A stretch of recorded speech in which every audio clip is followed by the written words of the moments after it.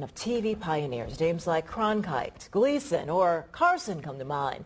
But the man you're about to meet is far from a household name. But he was in charge of lighting the world's most recognizable figures, from the Pope to several presidents, Elizabeth Taylor to Bill Cosby. The list covers 4 pages right here that we were looking through. He's the lighting designer at Fox News and for many local affiliates in the country, including this one.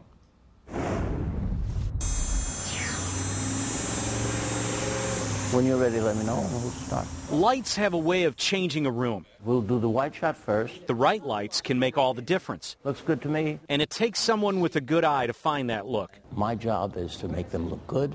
More important than that, make them feel good. So are we done with this? Immie Fiorentino first noticed lights when his uncle took him to Radio City Music Hall. At 11 years old, his curiosity shined. How did the dancers go from this part of the stage, pass through some curtains, and here they were yellow, and here they're blue? The answer would help him find life's calling as a television lighting designer. This is ABC. His career started at ABC in 1950. I asked my boss, I said, who's going to teach me? The guy that hired me?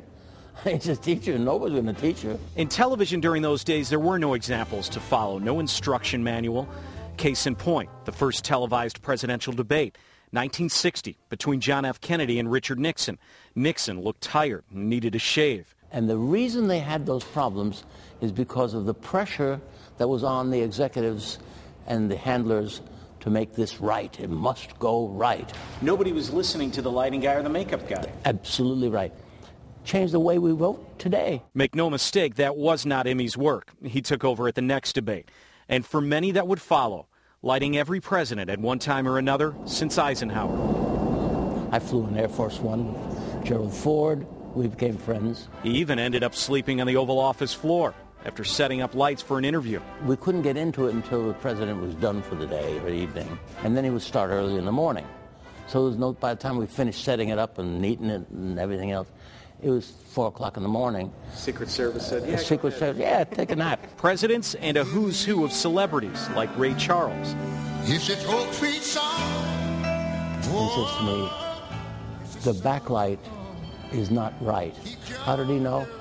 He felt the heat or lack of heat from the light. He said, it's hitting me over here. It should be hitting me over here. And he was right. Absolutely right on. I was stunned. Sinatra. Thank God that he could sing and had a style like nobody else, or he wouldn't have lasted, because people wouldn't put up with him. Streisand. I lit Streisand many times, and she was not difficult at all. But other people say otherwise. I'd like to see around 70. Now 83, he still travels the country consulting on lighting for network TV and several stations. Not bad for a kid from Brooklyn with only one good eye. About 9 months before I was to graduate from high school, there was an accident, pure accident, and I lost an eye. An accident with a soldering iron ended up taking away sight from his right eye. But as his high school teacher knew back then, nothing would take away his determination. You're going to be the best one-eyed lighting director ever. And I said, I can do that. And he did that. He did that. We're rolling with the camera. We're sitting down, and we said, everything okay? We've got the lighting set up our own to sit down.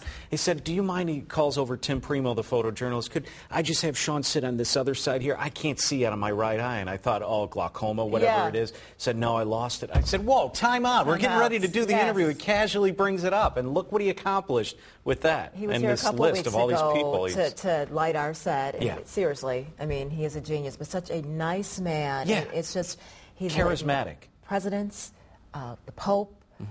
I mean, you wouldn't know it. You have to get it out of him. Yeah. He doesn't walk around, waxing poetic or bragging about it. Great guy. So.